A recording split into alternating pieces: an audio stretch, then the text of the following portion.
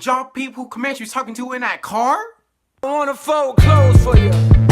I wanna make you feel good. Baby, I wanna do the right thing. Hey y'all, it's Producer, and today I am covering episode 4 of season 2 of Luke Cage. And I had to really look at this episode because I was like, did I miss something, you know? And like when I did that, I was, yo, this episode has a lot happened this episode, so let's get right into it.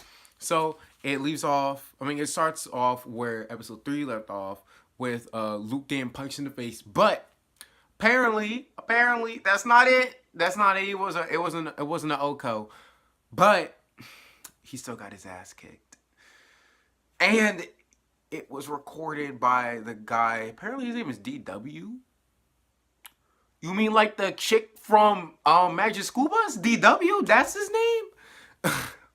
Okay. Anyway, recorded it. And Luke like stumbles into Pops trying to like clean himself up. And this is first what's called signing. He got a concussion from that ass whooping because like he got real sensitivity to light when he turned it on. And then so Bobby comes in and he's like, "Oh no, you saw that Eric Benet shit?" And he was like, "Yes, but no, but I got my ass beat by someone." And Bobby realizes the problem. He was like, "Wait, someone kicked your butt with no like superpowered suit or nothing?" He did this with his bare hands. Like, I don't think Luke understands who Bushmaster is. Like, that's not a good thing. And which, by the way, all of Luke Cage's like big villains are named after snakes. Mariah is not that big of a villain. She can be, but she hasn't done anything bad to him yet. I feel like she will. And Shades barely does anything to him, so. But anyway, all of his big villains are named after snakes. I didn't know that. I knew about Diamondback and Cottonmouth, but Bushmaster's a snake?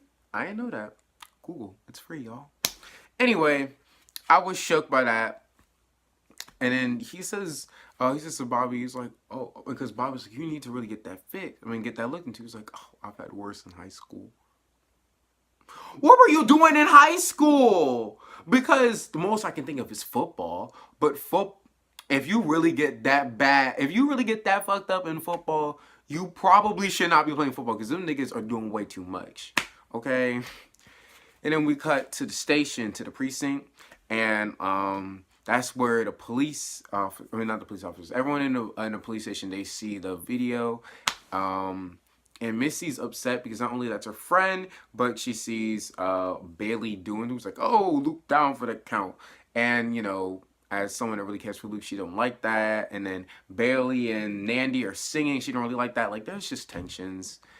And from there, we go to Shades and Mariah. The not really that big villains, but they're obviously villains because they can stifle him.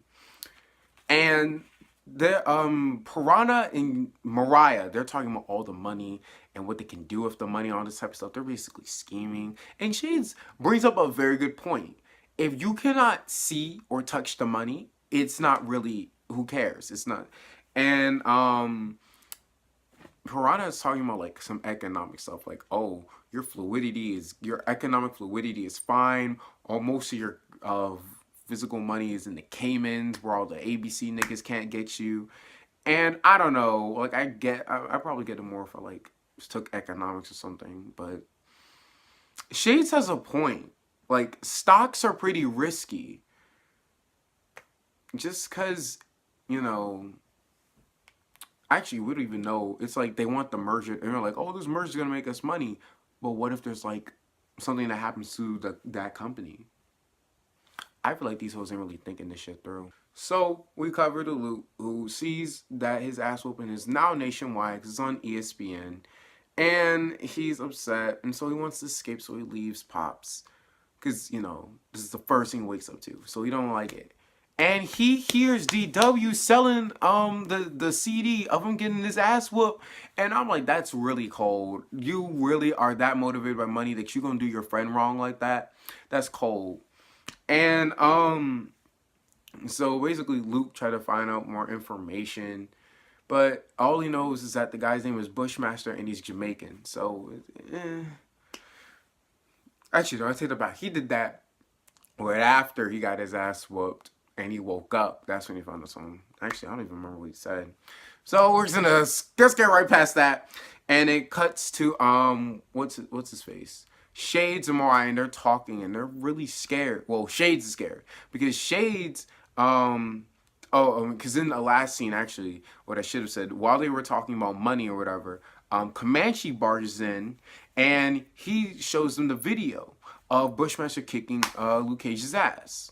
So now Shades is scared because he recognizes Bushmaster and he's like, this is not good, because he's noticing all these signs. He's like, if he's that strong, why does he need our weapons? He wants to weaken us. Mariah, this can be a problem. He's probably not even coming for Luke Cage. He's probably coming for us. And Mariah's like, oh no, I just want to get our money and we can go. I don't want to work. I don't want to get back into this life. I don't want Mariah to get back in this life, but this life is coming back for her. And that's what Shade says. She says, what if this shit ain't done with us? Mariah's worried about a future where they can be together in a foreign country. I'm like, gosh, I don't want them. Why are they a thing? And so later on, Luke goes to Claire's because he wants to talk to her. That's what he said last episode, that we would talk. But, oh, that's what he told DW. DW told him that he was like, are you going somewhere? Because I see your girl packing up. So that makes Luke want to go. So here we are in Claire's apartment. And Claire, she's already gone. And Luke is just reminiscing. And there's people. Like, there's two people. There's one white woman and this black guy. And it looks like the black guy's trying to fix the hole. And the white woman's like, you're not supposed to be here. And like, I feel like she's doing her job, obviously, but she has that Permit Patty type of tone. She has the Permit Patty tone, but she's like, here's what she left you. Now leave. And why did I say that? 'Cause now I can only see her as Permit Patty. And then, so later on, Luke teams up with Misty, trying to figure out what they know about the Yardies. So they go in there, but this is the place where Luke beat them all up. Turns out they dipped and they're gone. So they're trying to investigate as much as they find out. But while they walk through, he says that he smells decomposition. He doesn't say all that. He's just decomp. It really took me like the third viewing to realize that it meant decomposition. I was like, what is decomped? I heard decomp is like Disney Channel original movie. But anyway, he said decomp is decomposition. So they open up the door and they go look into it and boom, it's Nigel's body. So she calls Tomas and his people, which Tomas, I was like, do I not remember him? No, Tomas it's new. This is his first time. It's like Nandy. It's part of Missy's past, so we never see. But anyway, Tomas is talking with them, and he recommends them to go see Ice in New Jersey, because that's when a friend of John McIver, which is Bushmaster's government name, that's where he was last seen. So he goes to Ice before the guy gets deported. But only Missy can go because Tomas is afraid that Tomas is afraid, I anglicized that name. Tomas is afraid that since Luke is an ex-con, that might cause problems, even though he was framed. Good thinking. So Luke gets his bus money and goes to somewhere.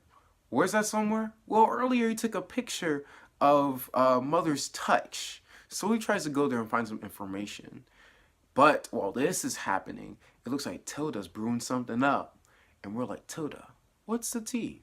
In a rare circumstances, 3 scenes are actually tied together, okay? Because he actually, in the next scene, Luke is in Mother's touch talking to Tilda.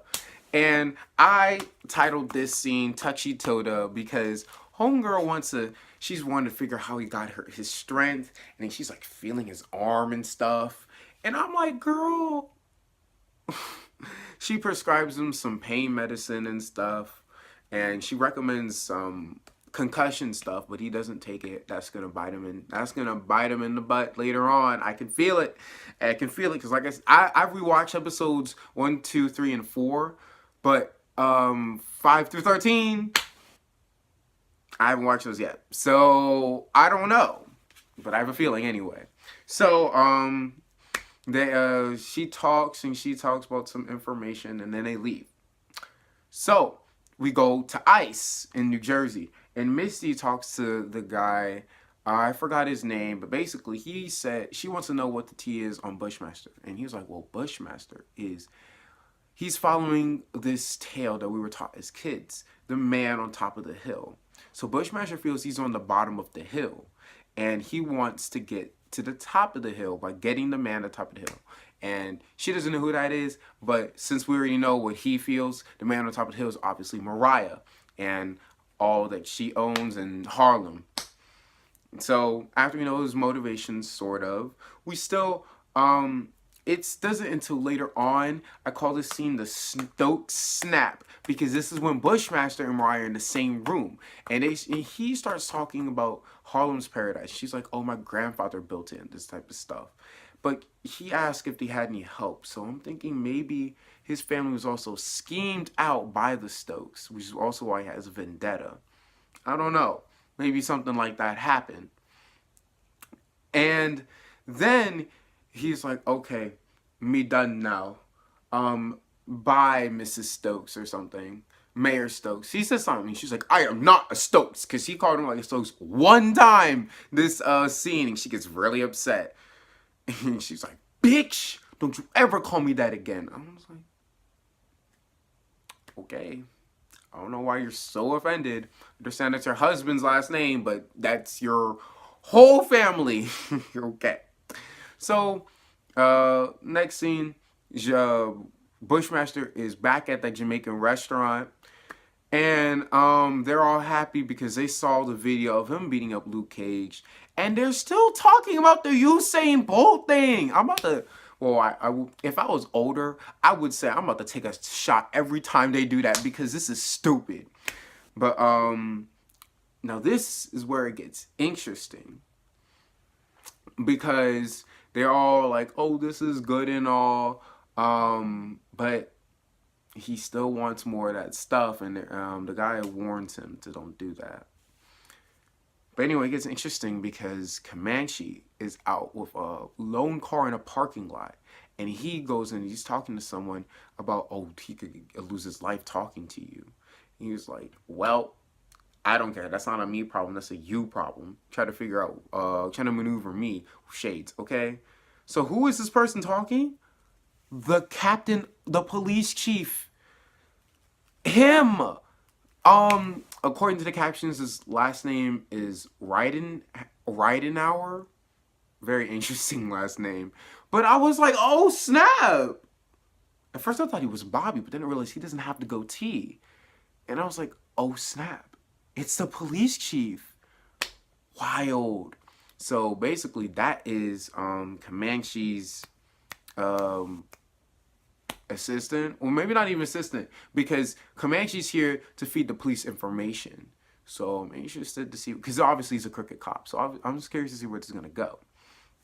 And then we get like a little 80s tease, because Missy gets a little note by some group, and they talk about fire, and they give her a little, and it was like from Danny and Colleen. At first I got confused, like, who is Danny and Colleen? We're gonna find this out later, but did some digging, and Colleen is actually the girl she was fighting in the bar with. I probably missed that. And Danny is Iron Fist. I figured it was the same Danny, but who knew they had robotic technology? I probably would know if I watched Iron Fist, but that's not happening. I may watch Defenders though. And then so the episode closes out with these two final scenes of Bobby saying that he's going to his daughter's surgery, because she and him are a match. He hasn't seen her in a while, but he's glad that he is going to see her, and they are a match. So he's going to I think it was a kidney surgery, a kidney transplant. So Bobby and Luke say goodbye, but before we are all being like, yay, the scene ends. I said 2 scenes. It's 2 big events. The scene ends with some random lawyer saying that you've been served. Carl Lucas makes me think that the dad was behind this, because, you know, he's shady and we don't trust him. Anyway, that was the episode, and there's a lot that happened. A lot. RoboCop Misty is coming for you hoes. Someone's coming for Luke. Bushmaster is coming for Mariah. Most definitely he's coming for Mariah. And what was the thing? Oh, the captain is coming for Mariah as well. So we don't know. There's a lot. There's a lot. Anyway, thank y'all so much for watching. And tell me what y'all think is gonna happen in the comments below. But yeah, I will see y'all whenever. You ain't talking money, it's something I don't care about. Black and money minded, they call me a low, let me out. Beyond cloud, I put a rest to the naysay. I only know getting money, my only attack is